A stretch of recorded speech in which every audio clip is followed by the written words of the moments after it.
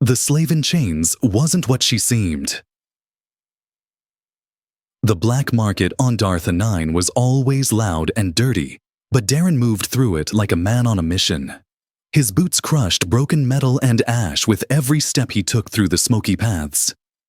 Vendors shouted in strange languages selling weapons, drugs, and things much worse. Darren ignored most of them. His eyes were looking for spare parts for his freighter. Nothing else, at least that was the plan. He passed a row of cages where creatures whimpered and cried, some with fur, some with scales most barely alive. He hated this part of the market, but something made him stop. In the last cage under a flickering light sat a girl, not moving, not crying, not begging like the others. Her skin was silver, pale, her long white hair dirty but strangely beautiful, and her eyes were open, calm, watching. The seller noticed Darren staring and laughed harshly.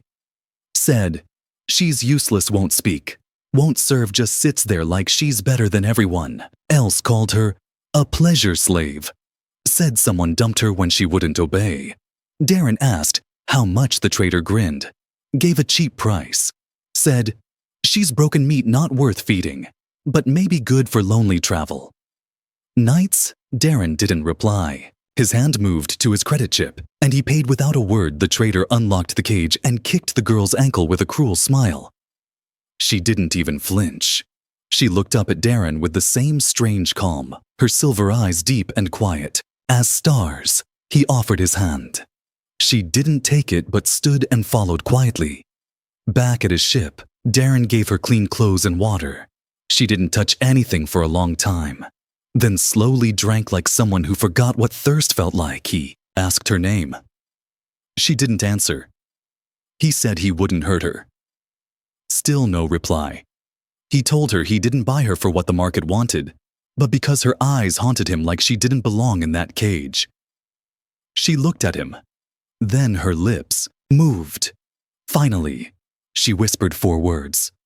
"I was a princess once." Darren froze. The engine hummed behind him, suddenly too loud.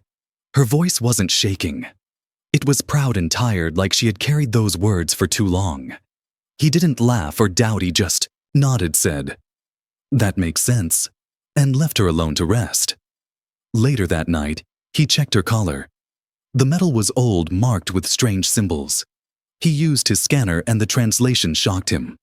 The symbols matched a forgotten royal house from the planet Elrian 5, a planet that was destroyed in a civil war years ago. Everyone said the royal family had died. But here was this girl with royal codes burned into her collar, and a voice that still remembered who she was. He sat outside her door wondering what he had just done. He had bought a slave. But what he brought on board was something else. Someone running from death. Or maybe destiny. Darren didn't believe in fate, but he believed in eyes that had seen too much, and in people who survived things they never should have. He didn't know her full story yet, but he knew one thing. The girl in chains was not what she seemed. She wasn't broken. She was hiding, and now he was part of whatever came next. And someone somewhere was going to be very angry that she was alive. That was fine, Darren thought, as he powered up the ship he had been running from the past too. Maybe now it was time to run toward something. The stars outside flickered and blinked like distant warnings or maybe invitations. The girl slept. Finally her breath calm, her hands no longer shaking. But in her sleep she whispered a name Darren couldn't understand. And he knew then her story was far from over. It was just beginning. The ship that carried secrets. Darren's ship groaned. As it lifted off the surface of Dartha 9, rusted engines pushing against gravity, like an old man rising from a long sleep. The girl sat in the corner of the cargo hold, wrapped in a clean blanket, knees hugged to her chest. She hadn't spoken again since those 4 words. But Darren couldn't forget them. "I was a princess once," they echoed in his mind, louder than the roar of thrusters, louder than the silence between them. He gave her food, Simple rations, warm and soft. She ate quietly, never rushed, never wasted a bite like someone who learned hunger the hard way. Darren didn't ask more questions. Not yet. He knew pressure cracked things. And this girl, she had already been cracked by chains, by cages, by cold hands of strangers who saw her as nothing. He focused on flying the ship through asteroid fields and quiet space lanes, avoiding patrols and bounty check zones. The galaxy had rules, and the girl probably broke more than one just by breathing. He called her Leary. Short, simple, easy to say. She didn't argue with the name. Maybe it was close to her real one. Maybe she didn't care anymore. Either way, it stayed. One night, while checking the ship's backup systems, Darren found her in the control room staring at a star chart. Not just staring, tracing paths with her finger, her eyes sharp and focused. He watched quietly, hidden in the shadows. She adjusted the course slightly, just a few degrees, but enough to shave hours off the journey. He checked the nav logs later and found she was right. Her mind was sharp, fast, and trained. Leary shouldn't know things like that. She shouldn't know how to fix cooling valves or speak 7 languages or bypass security locks. But she did. And Darren kept watching. The crew started noticing, too, not just Darren. A small droid named Click clicked an alarm when Leary reprogrammed it without tools. Just her hands and memory, the food bot now served better meals thanks to her edits. Rika. The engineer grunted in surprise when Leary fixed a fuel leak with cloth wire and her teeth. She said nothing, just handed Rika the tool and walked away, like it was nothing. No one dared call her slave, not anymore, not even in whispers.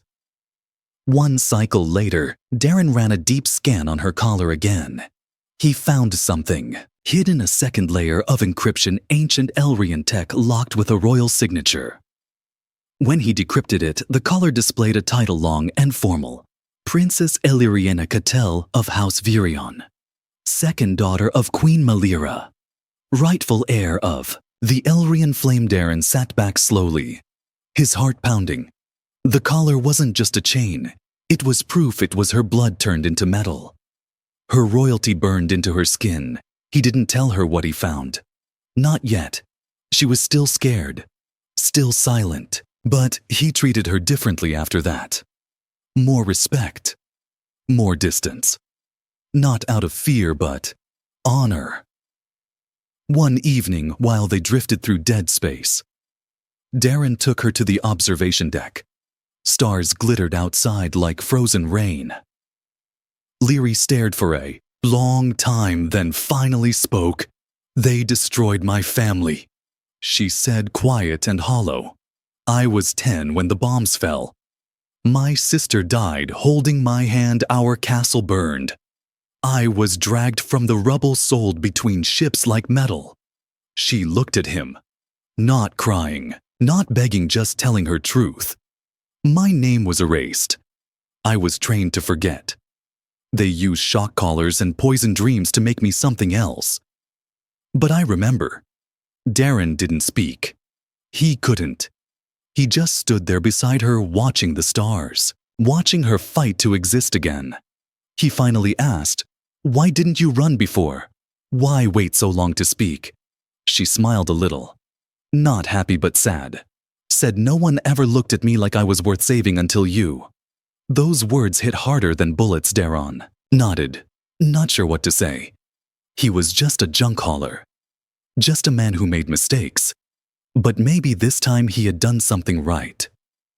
She turned to him, then eyes glowing faintly in the starlight, and asked a quiet question. "What will you do with me now?" He thought about it for a while, then said, "You're not mine to keep. You're free to choose, but if you want, I'll help you get wherever you need to go." Leary looked down at her hands, scarred, thin, strong, then back at the stars and whispered, "Then, take me to the ruins of Elrian. I need to find something I lost." There, Darren agreed without hesitation. He didn't know what waited on Elrian. Broken cities, ghosts of war, maybe death. But he would go. Because the girl he bought was not a pleasure slave. Not anymore. She was a survivor. She was a princess. And now her story was moving forward again with fire in her veins and stars in her eyes. She knows things a slave shouldn't. The stars outside the ship looked peaceful, but inside everything was changing. Leary no longer stayed silent. She moved through the ship like someone who had lived there forever. She memorized the engine layout. Without being shown, she corrected the navigation route faster than the auto system. She even fixed the broken medpod that had been useless for months. Darren watched all this from a distance each time she did something new. He felt a mixture of respect and unease.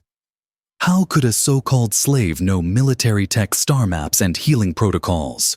One day while checking the storage room, he found her carefully organizing tools by function and frequency. Not randomly, but exactly like soldiers in the Elrian, Royal Guard were trained to do. He stepped closer and asked, "Where did you learn that?"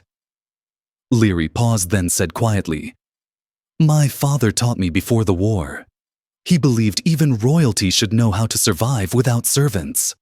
Darren nodded slowly. Her voice had no fear, only memory, and something deeper than sadness. Later that night, the ship's sensors triggered a warning: unknown vessel approaching fast. It had no ID, no broadcast, just weapons charged and heading straight for them. Darren jumped into the pilot seat, barked orders at the crew. But before he could launch countermeasures, Leary slid into the chair beside him and tapped the console 5 times. Within seconds, the ship cloaked, its heat signature changed, and the enemy ship passed by without noticing. Darren turned to her, stunned and speechless. She only said, "I was trained to lead, not to die in a cage." He asked, "Who trained you?" She looked at him and replied, "My mother's general. He raised me after the coup until he was killed in front of me." The crew slowly began to see her differently. She wasn't just a rescued girl. She was someone shaped by war and silence. Someone who had survived where most had died. Rika, the engineer, once tested her by handing her a damaged plasma fuse. Leary repaired it in less than 2 minutes using nothing but melted wire and her fingernail. The crew started listening when she spoke, started asking for her input during ship decisions, and Darren let it happen because deep down he knew she wasn't an outsider anymore. But danger followed close behind. 3 days after the cloaked ship passed, a bounty transmission arrived in the system, offering a huge reward for anyone who returned a Royal Elrian asset alive or dead. The message didn't name her, but the description matched perfectly. Silver hair, pale skin, Elrian markings on the collar. A girl who should be gone, but wasn't. Darren called a meeting, showed the crew the bounty. Everyone looked at Leary. She stood still, not afraid, just calm. She said, "If you want to turn me in, I won't fight you." Silence filled the room. Then Rika stood and said, "Anyone who touches her answers to me." Click, the droid beeped loudly, as if agreeing. Darren said, "We didn't rescue a slave. We rescued someone with purpose and maybe fate. I won't sell that out." Leary's hands shook slightly, but she didn't cry. She only nodded once, like a queen accepting loyalty. That night she asked Darren, "Why didn't you sell me? You could be rich?" Now Darren smiled a little, said, "Money means nothing when you've seen what real worth looks like." Leary looked away, but he noticed her eyes were softer, more trusting than before. Later, she showed him a data chip she had hidden in her hair. "This holds something," she said, "a star, map, and a memory log from the Royal Vault. My last message to my people before they were all killed." Darren took the chip, loaded it into the ship's mainframe, and watched as a hologram of a younger Leary appeared, dressed in elegant robes, voice full of hope.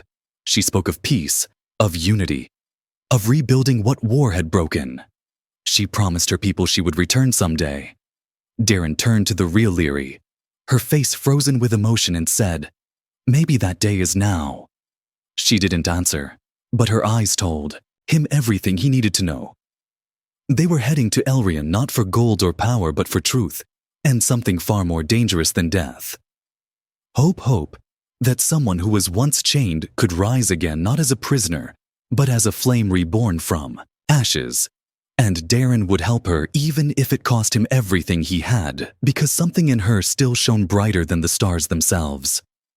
Enemies in every shadow. The galaxy looked quiet from the outside. Cold stars blinking in black space, but Leary knew better. She could feel it. Something was coming. Something dangerous. Darren checked the engines one more time. The ship was running smooth, but he felt uneasy ever since they entered this sector. Nothing had felt right. The signals were quiet. Too quiet. Click, the droid beeped twice, then flashed red lights on the screen. Darren leaned over and his heart dropped. Enemy ships closing fast. No warnings, no hails, just weapons hot and ready. Leary stepped beside him and didn't flinch. Her voice, calm and low, said, "They found me. They always do." Darren grabbed the controls and began a hard turn, trying to lose them in the asteroid belt. Ahead, the ship shook with the sudden dive. Lights flickered and metal groaned under pressure. Blaster shots followed, them like angry thunder. One scraped to the left wing, burning a line across the hull. Alarm screamed. Rika shouted from the engine room, trying to keep systems stable. Leary moved fast. Not like a victim, but like a soldier. She took control of the rear, weapons, and locked onto the lead pursuer. Her aim was perfect. One shot hit its engine and it spun out, crashing into the rocks. Darren looked at her. She didn't celebrate. She only kept firing, steady hands, calm heart, like she had done this 100 times before. He asked, "Where did you learn to fight like this?" She answered softly, "I was supposed to command a fleet I trained since childhood. Then everything was taken from me." The second enemy ship got too close. Darren turned the ship sharply, and Leary fired again, this time, aiming for the cockpit. It exploded in silence, and the stars swallowed the debris. But more were coming, 5 ships this time, marked with black banners and cruel symbols. Darren cursed under his breath. Mercenaries from the core syndicate known for hunting rare targets. They didn't care who they hurt, only that they got paid. Leary's face went pale. Her voice shook slightly. "If they catch me, they won't just kill me. They'll tear my mind open to find the vault locations. They'll use my blood to control ancient weapons buried by my people." Darren didn't understand it all, but he understood enough. He said then, "We're not letting them get near you no matter what." The ship took another hit, systems flickered. Rika shouted that the shields wouldn't last long. Leary pressed a code into the side panel and revealed a hidden switch. Darren stared. "What is that?" he asked. She said, "A royal override switch emergency.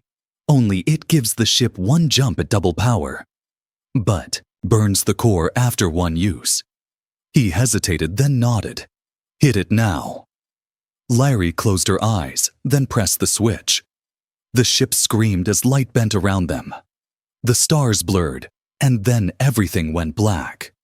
When Darren woke up, the ship was floating above, a dead moon. No enemy ships.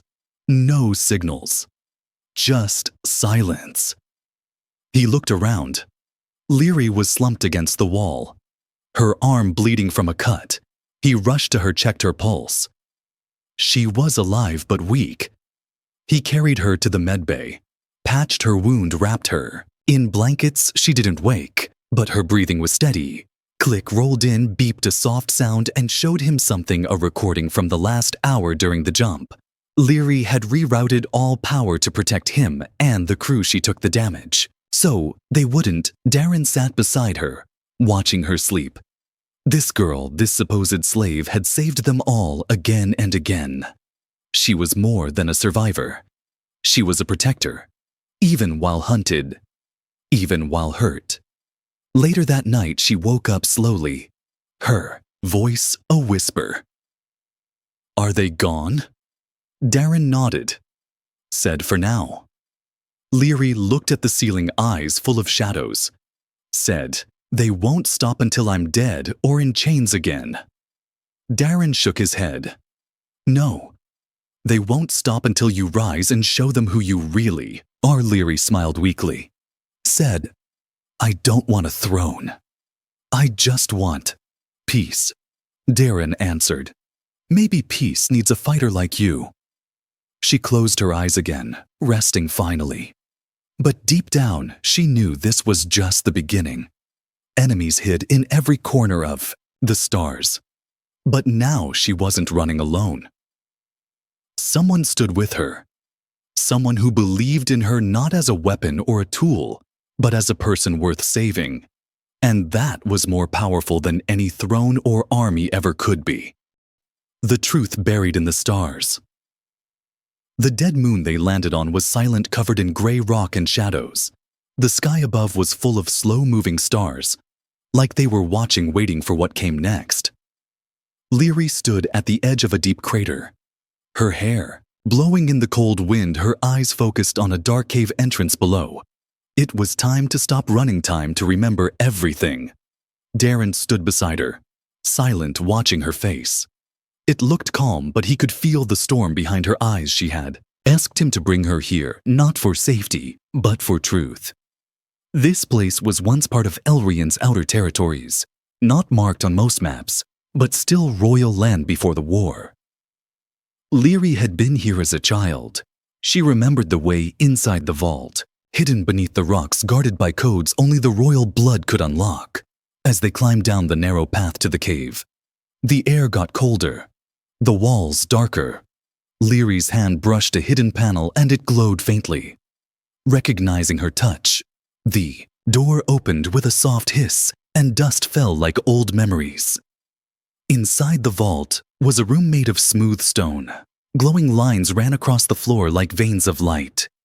The walls were covered in old symbols and writing from her family's time. Leary stepped forward, her fingers shaking.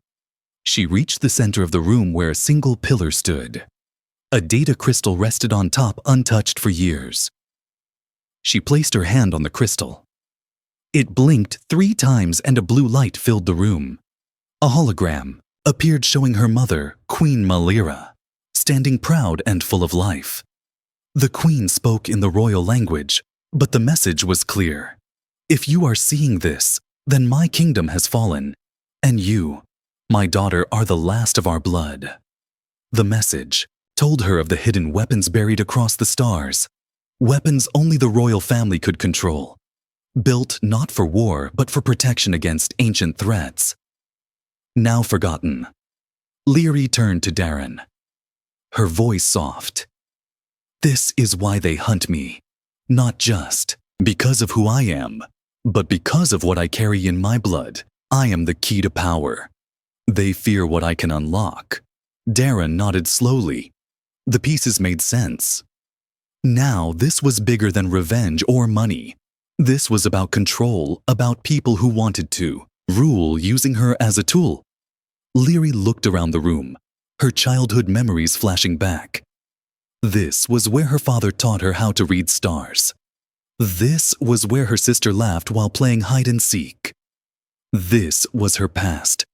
Buried in silence, she walked to the wall and pressed another panel.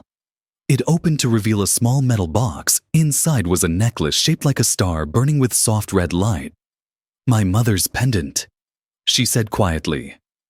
This was her final gift. She said it would help me choose the path of light or fire. She placed it around her neck, and it lit up, glowing brighter than ever before. The room responded, unlocking another chamber filled with maps, blueprints, and records of the ancient defense systems. Darren stepped closer, amazed by the amount of knowledge hidden here. It was like a forgotten crown waiting for its queen. Leary sat down slowly, her hand resting on the maps. She said, I don't want this power, but I can't let them take it either. I must decide what to do with it now. Darren said, you don't have to carry it alone, not anymore. Leary looked at him, her eyes full of something new. Not fear, not pain, but hope. She whispered, thank you for not seeing me as a weapon. He smiled. said, "I only see you as someone strong enough to change everything." Suddenly, the ship's alert sounded from outside. Click rolled in. Beeping loud, the enemy had traced their jump and was landing on the far side of the moon. Leary stood quickly, her body straight like a warrior born from the ashes. She said, "We don't run. Not this time." Darren loaded his blaster, but she raised her hand, said, "I have a better idea." She walked back to the center of the room and pressed the pendant against the crystal. The vault lit up, fully. Shields activated and hidden turrets rose from the floor. "This place is still alive," she said. "It remembers me and it will protect us." The ground above shook as ships landed, mercenaries stepping out with weapons ready. But they didn't know what waited for them. Below, Leary turned to Darren, her voice steady. "This is our home now, and I will not let them take it again." And as the stars above continued to shine, the truth buried in the vault now stood ready to rise again, not as a memory, but as a new beginning shaped by the hands of a girl once called slave, now standing as something far more powerful, a princess awakened by pain and guided by purpose. A choice between freedom and fire. Smoke filled the air above the vault. The mercenaries had come in fast, angry and loud, ships landing like falling thunder, doors bursting open with soldiers ready to take the prize they believed was helpless. But they were wrong. Inside the vault, Leary stood tall, her eyes locked on the ceiling where the sensors showed enemy movement. She was no longer the silent girl from the cage. She was royalty standing on her ancestors' ground. Darren checked his blaster again, ready to fight, but unsure how long they could hold out. The enemy had numbers and heavy weapons. The vault had limits, even with its old defense system. He looked at. Leary said, "We can still run the back tunnels, lead to the ravine. We can lose them and disappear again." But Leary shook her head.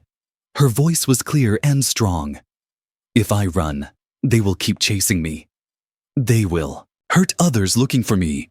This ends now." She walked to the center panel, placed her hand flat. The vault responded, glowing with new energy. A panel rose from the floor, revealing a black crystal orb pulsing softly like a heartbeat. "This is the failsafe," she said. "It connects to the old planetary defense grid buried under Elrion. It can destroy the ships above in one blast, but if I use it, the grid will burn out forever. The last defense of my people gone." In seconds, Darren stared at the orb, understanding the weight of her decision power like that came with a cost, and once used, it could never be brought back. Before he could speak, the vault shook hard. Rocks fell from the ceiling, dust filling the air. The mercenaries were blasting through. Leary looked at him again, her hands trembling. Not with fear, but with the pressure of choice. "I can destroy them, or I can save this place. But not both." Darren stepped closer, said then, "Choose what your heart tells you, not what they forced on you. You are not just a key. You are a person, and your future is yours now." For a moment, everything went quiet. The alarms, the shaking, even the wind above it all fell into stillness. Then Leary closed her eyes, took a deep breath, and pulled her hand away from the orb. She turned to the weapons control and activated only the external shields. No weapons, no fire, no destruction. She looked at Darren, said, "I will not answer hate with hate if I must die. I will do it on my own terms as myself, not as their puppet, not as their weapon." Darren didn't speak, just nodded, something heavy in his chest, something like pride, something like pain. The mercenaries broke through the outer wall, charging in with guns raised, shouting orders and threats. But what they found was not what they expected. Leary stood at the center of the vault in her mother's pendant, the vault lights glowing around her like fire and crown, the royal seal pulsing on the floor beneath her feet. She spoke one sentence in the royal tongue, a command of peace and judgment. The vault responded with a shockwave of light, stunning every attacker, freezing their weapons' mid-air systems, locking armor crashing to the floor like broken toys. They were alive, but disabled, held in place by old tech linked only to Royal Command Daron, stared in awe. Leary hadn't used fire, but she had still won. Not by force, but by truth, by standing as herself and letting the past speak for her. The mercenaries couldn't move, but they could see. And what they saw was a girl who had every right to burn them, yet chose mercy. Leary walked through them slowly, silent, strong, her presence heavier than their weapons. Darren followed behind, watching every step, amazed by the girl who once sat in chains, now walking like a queen. Once outside, she sent a signal to the Alliance patrols nearby, giving the vault's location and the prisoner codes for the mercenaries. She didn't hide anymore. She stood in the open under the cold light of stars, daring anyone to come for her again. Darren looked at her, said, "You gave up the only defense your people had for them." Leary answered softly, "I gave it up for something more important. For peace. For memory. For hope." He nodded, not sure what to say anymore. Everything had changed. The girl he saved had become someone who didn't need saving anymore.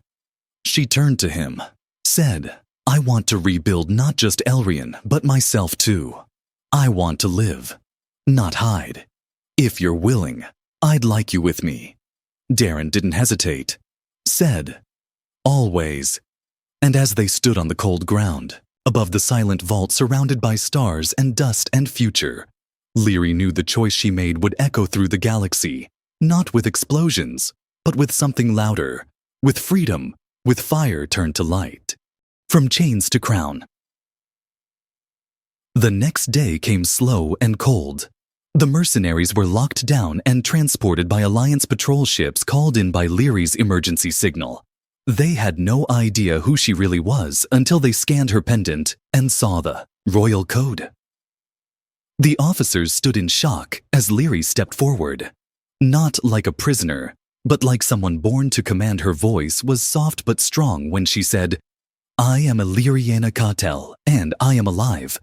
The soldiers bowed without question, not because of her name, but because of the way she looked at them, like someone who had seen death and still chose to fight for peace. Darren stayed near her, always silent and watchful. He was not a royal or a soldier, but everyone around him respected him like one. He had walked beside Leary through fire and silence, and he never once looked at her like she was weak. The Alliance offered to take her to the capital for protection. She agreed only if Darren and his crew came with her. They did not argue. They knew who she was now. Not just a survivor, but the last voice of a lost world. The trip to the capital was quiet, but heavy. Leary spent hours staring at the stars, thinking of her mother, her sister, the kingdom that once was, and the future that still waited. When they arrived, crowds gathered. Rumors had already spread. People whispered about the lost princess, the girl who escaped the black market and rose again. Some didn't believe it until they saw her walking through the golden halls of the Alliance Council, her head high, her steps steady, and her voice full of truth.